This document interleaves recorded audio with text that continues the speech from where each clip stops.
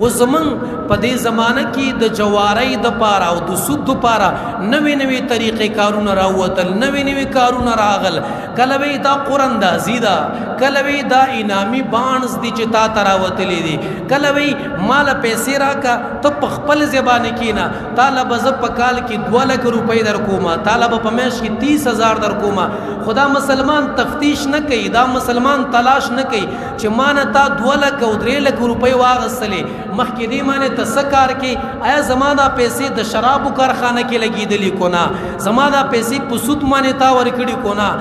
زماده پیسې په کم سکه لګېدلې. خو مسلمان صرف د پیسو د ګټې په سوچ کې دی فلانې کپنې کې مې پیسې جمع کړي او مال د میش دومره منافع راکړي، مال د میش دومره پیسې راځي، نور تفتیش نشته، نور تلاش نشته دی. چرته کې نه لګ تپوس ته چانه وکا دا نوې نوې کپنې نه راوځي، نوې نوې سکیمونه راوځي، بس مال پیسې را کا زبدا کار کوم تمانه دومره پیسې د میش اخلا. زما یو ویډیو دا زما یو اشتهار دی، بس دا ته صرف ګوره او طالب زده میش دومره منافع در کومه. 30 سکند ویډیو می ګوره او 40 سکند ویډیو می ګوره. خدا مسلمان د دې تفتیش تلاش نه کوي چې زدا پیسې مال په کومه خوشاله کې راکې، زما په لاس خوګ دی، مانه په خلوت لیدا، ما په تکلیف تیر کړی دی، ما په سخت تیر کړی دا، زستا د کپنې نوکر یم، ز تا سره کاروبار کوم نه. دا تفتیش او تلاش نه، خو بس صرف د پیسو د ګټي صورت دی چې پیسې راځي. من لالچی خلک یو، من هرسناک خلک یو،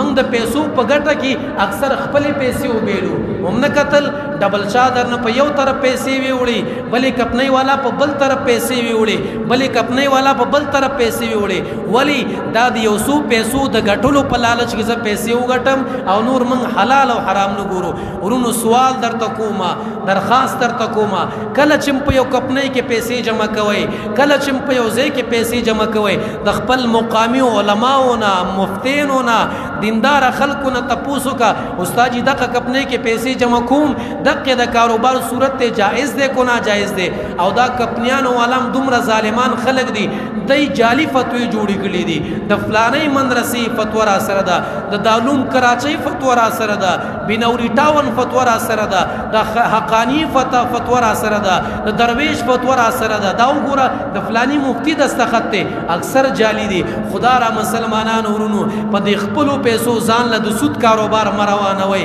په دې خپل پیسو د الله جنگ ته مت تیاریږي، په دې خپل پیسو حرام ځان نه مراوړي، بچو له حرام مراوړي. لغ خپل کار د یو مفتی نه تپوسو کا، لګ یو کار د خپل چته کې دغه د یو عالم نه تپوسو کا، بیا کو پیسې ګټي کپنې حلال کاروبار کوي، کپنې سود نه کوي، کپنې خنزیر نه خرڅي، شراب نه خرڅي، حلال ګټه راځي نو شجان د خورکنه ته چا منې کړي خو نه ستا پیسې تاله پیسې ګټي. من چې مخالفت کو من ستا د آخرت سوچ کو، والله من ستا د قبر سوچ کو، دانه چې پیسې د پداسې کپنې کې جمع کړي چې تمام ګټه د سود ته، بچو له سود راځي، خزي له سود راځي، کاروبار د سود دی، کور په سود باندې جوړ دی، تمام زندگی د سود نه تاویږي. نو د دې پیسو ګټلو بس خوندي دی کې بس خیر او برکتي، سبب دی الله لنه ورزو، سبب د دې الله مخې تنو درېګو، سبب معنا الله زما د مال تپوس نه کوي چې تا د مال په کومه کپنۍ کې جمع کوو، نو چانه دې معلومات کړو